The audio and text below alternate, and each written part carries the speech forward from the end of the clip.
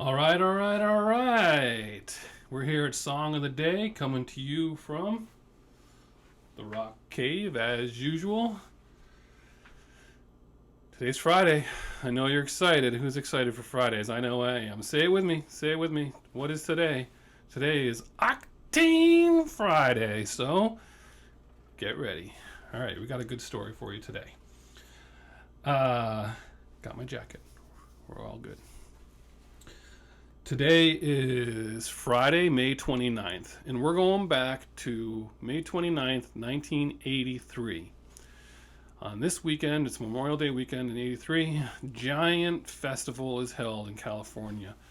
It's called the US Festival. Who remembers hearing about that? I remember watching parts of it on MTV, but I was a freshman in high school, so obviously I wasn't going anywhere. So, what's the US Festival? The US Festival is this just giant festival, right? So, who did it? Steve Wozniak, one of the co-founders of Apple, gets into an accident, gets hurt, doesn't function the way he normally would function, and he says to himself, I'm cashing out, I'm leaving. So he cashes out, and he's got boatloads of money, tons of money, right? So this would be like me, just like having all this money and being like, hey, what do I want to do? I know, I'll have a festival, and I'll just see if I can get every band that I love and hang out for the weekend with them. That would be awesome, right? So let's do that. So he says, yeah, we need a modern day Woodstock. We need a bigger, better, more, and I'm going to go ahead and do that. So he finds a place to do it, Glen Helen Regional Park. It's about, it's 500 acres, 60 miles east of Los Angeles. He pays the town $1 million just to build the pavilion and bulldoze the area. And that pavilion is still there. It's I think it's the largest pavilion in the United States still to this day. It's been multiple names, but I'm pretty sure it's still the largest and it's still there. So, that weekend, we won't go over that too much, but that Labor Day weekend, it's 112 degrees. It was $20 a day, and he lost, or maybe it was $15 a day at that point, and he just ended up losing, somewhere between $5 and $10 million on that weekend. But he says to himself, you know what? It's not the idea that's the problem. It's because of when we had it, and it was the weather. Like this Labor Day weekend, all the kids are back at school, and it's too hot. Let's do this again. Let's get some more bands that I like, but let's do this a different time. Let's do this on Memorial Day next year. We're going to do that. So that's what he does, right? So he does the whole thing over again. Memorial Day 83. And this time he's doing 3 days, and each one is a different theme. So Saturday is New Wave Day, Sunday is Metal Day, and Monday is Rock Day. Okay? So what happens?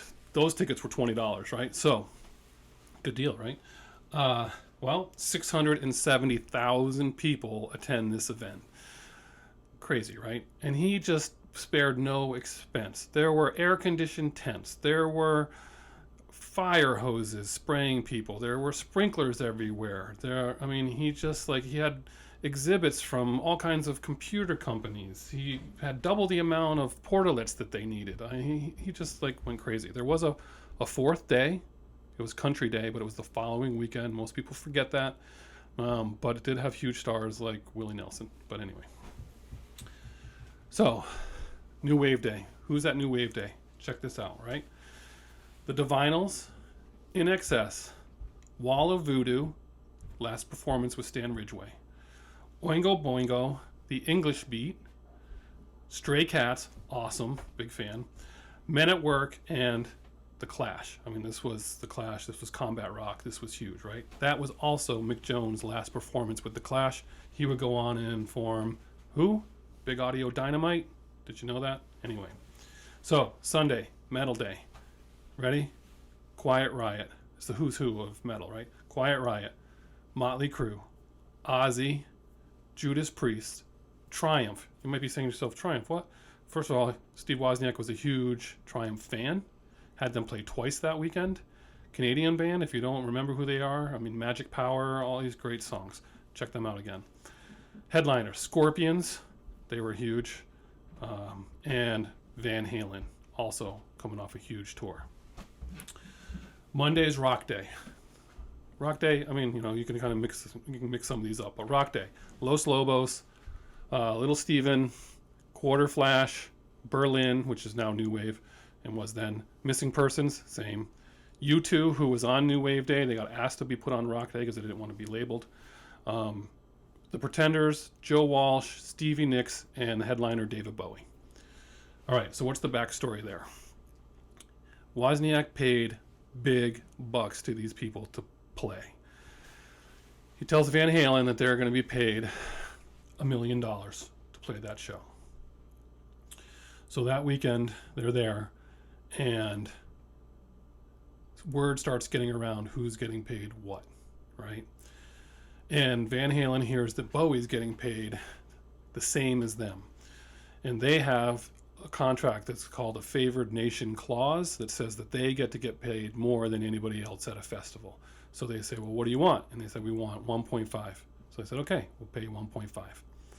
So the Clash play on Saturday night. They get wind about all this. They have a press conference, and they're talking about how much some bands are getting paid, way more than others. They're kind of complaining about it, saying people should be paid more. Van Halen and the Clash are in a fight all weekend long. They kind of argue. They kind of yell at each other about the kind of music they play. It's pretty ugly. The Clash are pretty unhappy all weekend. They don't like the fans yelling at them and swearing at them. They don't like the weekend at all. So what does the promoter do when the Clash are playing? They actually put up on the screen in back of them a copy of the check that they got, which was $500,000, to which the fans were probably all like, not very happy about that either. So what happens? Heavy Metal Day turns out to be the biggest draw of the whole weekend. They sell something like 375,000 tickets to just Heavy Metal Day. That's insane, right? I mean, that's crazy.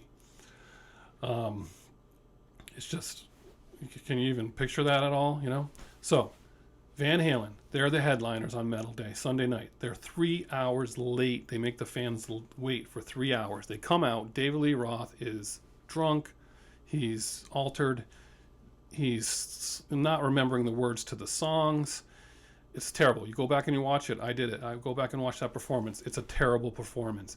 He absolutely is holding the mic out to the crowd. When he goes to sing, if he doesn't remember a line, he just does his patented yell while the band is singing the chorus by themselves. It just sounds ridiculous. And he's swearing at the crowd a little bit and kind of insulting them.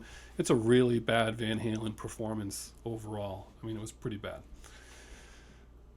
So, in the end, I think David Bowie got paid the same as Van Halen, because in order to get David Bowie, Bowie said, you have to cover my costs of interrupting my tour and getting all my equipment and everything from Europe to you guys and back.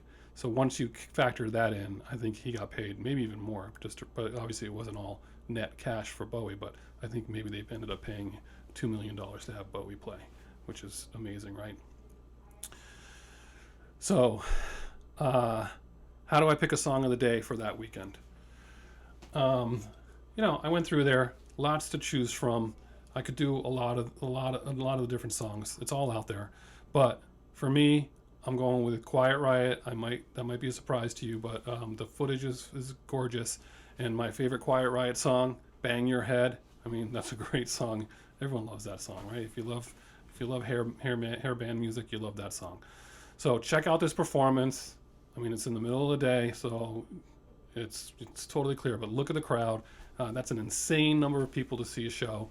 I thought 60,000 was a lot when I saw Pink Floyd in '88 at Foxborough Stadium, and this is 375,000 people. It's insane. So that's your song of the day. It's Quiet Riot. Don't forget to bang your head today. Enjoy your Friday. And you know what? We'll see you on the flip side.